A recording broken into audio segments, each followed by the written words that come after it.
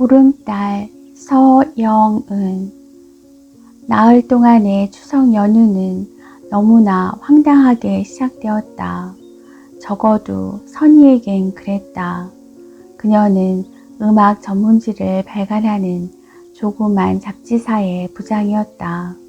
연휴로 해서 일주일 남짓 업무에 공백이 생기므로 마감을 앞당겨야 했다. 그 뒤처리는 고스란히 부장 몫이었기 때문에 추석 전날에도 썰렁한 사무실에 나가 혼자 일을 했다.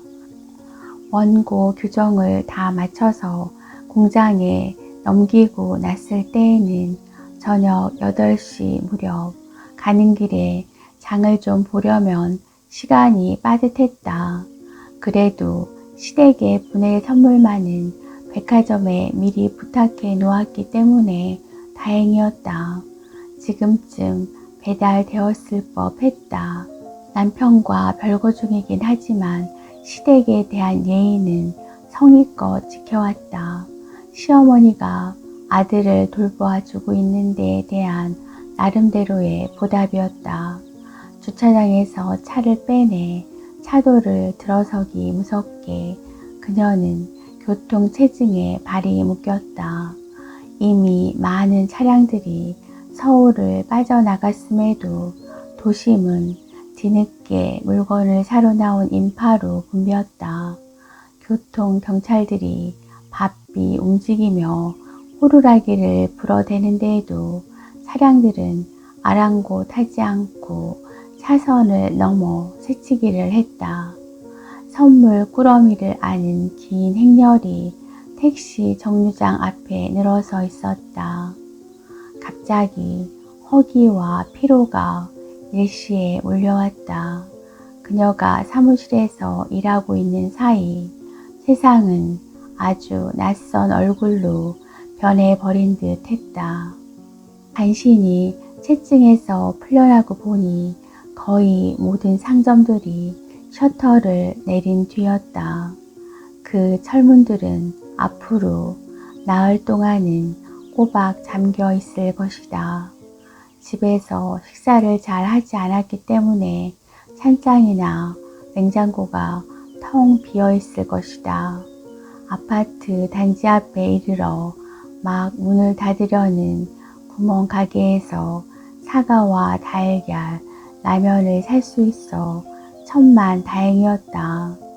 빈집에 열쇠를 꽂고 어둠 속으로 발을 들여놓는 일은 아무래도 익숙해지지 않았다. 침실로 들어가서 불을 켜고 자동 응답기에 메시지가 담겨 있는지부터 확인했다. 녹색불이 깜빡거리고 있었다. 의기소침한 그녀의 마음에도 희망의 청신호가 반짝 켜졌다. 이제는 무얼 하더라도 그 뒤에 희망이 기다리고 있는 것이다.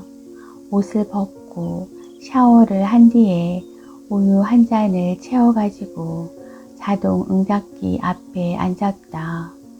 버튼을 누르자 되감는 시간이 제법 길었다. 메시지가 많이 녹음되어 있다는 증거였다.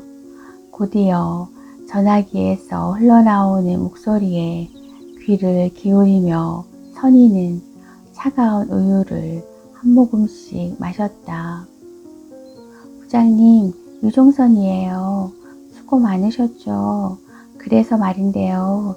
솜씨는 없지만 제가 송편을 좀 빚어 놓았어요. 고추전, 생선전도 부쳐서 호일에 싸가지고 냉장고에 넣어뒀어요. 레인지에다가 따끈하게 데워서 드세요. 후식으로 아이스크림과 포도가 준비되어 있습니다. 잠깐, 그렇다고 제 말을 진짜로 믿으면 어떡해요. 몸이 둘이라면 그랬겠다 이거지요. 그러니 제가 해드렸다 생각하고 부장님이 맛있는 거 해서 드세요. 굶으면 절대 안 돼요. 그럼 안녕. 두 번째, 세 번째 전화는 메시지를 남기지 않고 그냥 끊어졌다. 네 번째 전화의 목소리는 고향이 정읍인 잡지사 동료 이현구였다. 접니다. 덕분에 무사히 고향에 도착했습니다. 형님들도 모두 서울에서 내려와 저희 집은 지금 차례 준비가 한창입니다.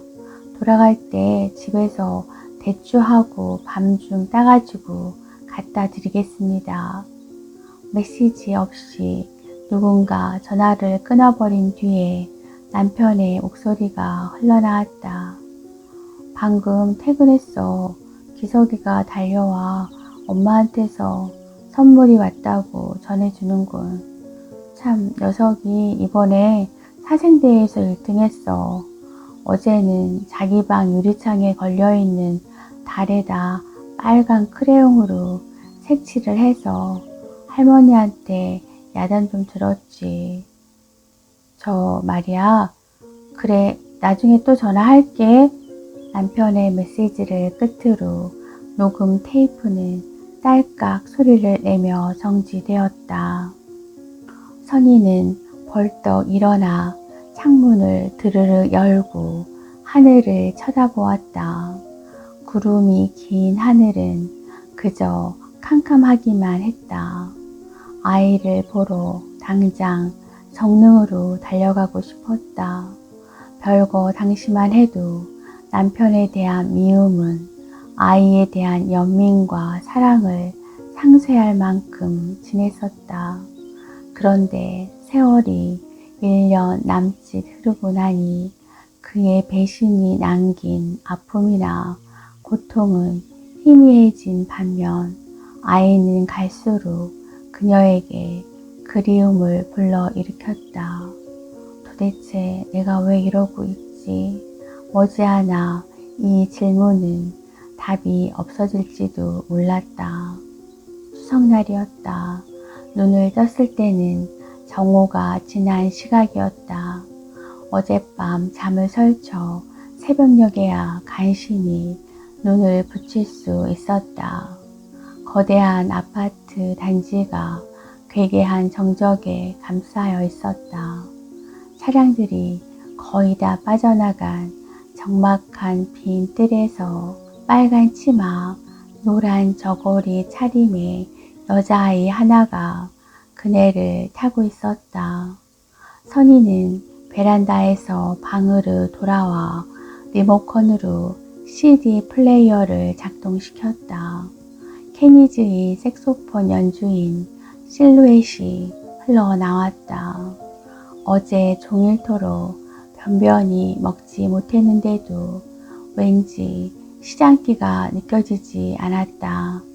마지못한 기분으로 라면이라도 끓여 먹으려고 물을 얹고 돌아섰을 때였다. 전화벨이 울렸다. 아이의 목소리를 듣는 순간 그녀는 가슴이 찌르르 했다. 엄마, 이따 아빠하고 엄마한테 갈게요. 전화를 끊고 나서 그녀는 갑자기 딴 사람이 된 듯 몸놀림이 빠르고 경쾌해졌다. 독신의 자유로움과 이를 통한 뿌듯한 성취감이 아무리 크더라도 그것은 아이가 엄마에게 주는 희열과 맞바꿀 수 없지 않을까. 라면 한 냄비를 정신없이 먹어치우고 집안을 대청소했다. 어스름 무렵에야 남편과 아이가 나타났다. 엄마와 함께 있을 때보다 아이는 훨씬 어른스러워 보였다. 문간에 선 채로 아이는 선희에게 빨간 장미꽃 한 송이를 내밀었다. 그 꽃은 선희에게 날아오는 비난이나 추궁보다 더 아프게 느껴졌다. 부끄러움으로 그녀의 얼굴은 빨갛게 달아올랐다. 남편은 시어머니가 싸준 추석 음식 보따리를 건네주었다. 어머니 솜씨가 예전 같지 않더라고. 나이 드신 탓인가 봐. 보따리를 풀어서 송편부터 하나 집어먹으며 선희는 남편에 대한 자신의 감정이 너무나 스스럼 없는데 저기 놀라움을 느꼈다. 그 점에선 남편이나 아이 쪽에서도 마찬가지였다. 아이는 어느새 리모컨으로 TV를 켜서 야구 경기를 보고 있었다. 우리 술이나 한 잔씩 할까? 남편이 의미심장한 미소를 지었다. 집안에 술이 없는데도 그녀는 남편의 감정을 거스르고 싶지 않아서 일부러 찬장을 뒤져보는 척 했다. 마주항에 한 병 있었는데 없네요. 그럴 줄 알고 내가 준비해 왔지. 남편은 양복 주머니에서 양주 한 병을 꺼내어 식탁 위에 올려놓았다. 두 사람은 말없이 술만 마셨다. 얼음을 띄울 때마다 잔 속에서 은박지 구기는 듯한 소리가 났다. 병이 거의 바닥이 날 즈음 선희는 알딸딸한 취기에 힘입어 남편을 오래도록 가만히 응시했다. 남편도 굳이 시선을 피하려 하지 않았고 그녀의 눈을 들여다 보았다. 당신 술 많이 늘었네요. 당신이 일에 몰두하는 이유와 똑같은 이유에서지. 한 가지 재미난 사실을 발견했어요. 내가 당신 곁을 떠난 이유가 당신에 대한 미움 때문인 줄 알았는데 그게 아니고 그 여자에 대한 질투 때문이었어요. 더 이상 질투하지 않아도 좋아. 남편의 어조는 취기로 흐트러져 있었으나 그 말의 여우는 강렬했다. 불현듯 선희는 등 뒤에서 아이의 인기척이 사라진 것을 깨달았다. 아이의 신발이 없어지고 현관문이 열려져 있었다. 승강기를 타고 뜰로 달려나가 보았다.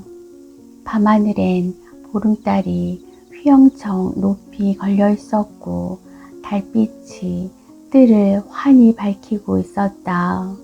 아이는 놀이터에서 혼자 그네를 타고 있었다. 그녀가 다가가자 아이는 기다렸다는 듯이 그네를 멈추고 말했다. 엄마, 여기 있는 모기가 없어? 왜? 왜 잘 때 할머니가 모기향 피워놓지 않니? 아이의 머리카락 속으로 손가락을 깊이 찔러 넣으며 그녀가 짐짓 그리운 향기를 마시듯 코를 벌렁거렸다. 그때였다. 여기도 모기가 있네. 아이가 손바닥으로 자기의 팔을 철썩 소리나게 때렸다. 물렸니? 따끔해요. 어디 보자. 선희는 손가락에 침을 묻혀 아이의 팔에 발라주었다.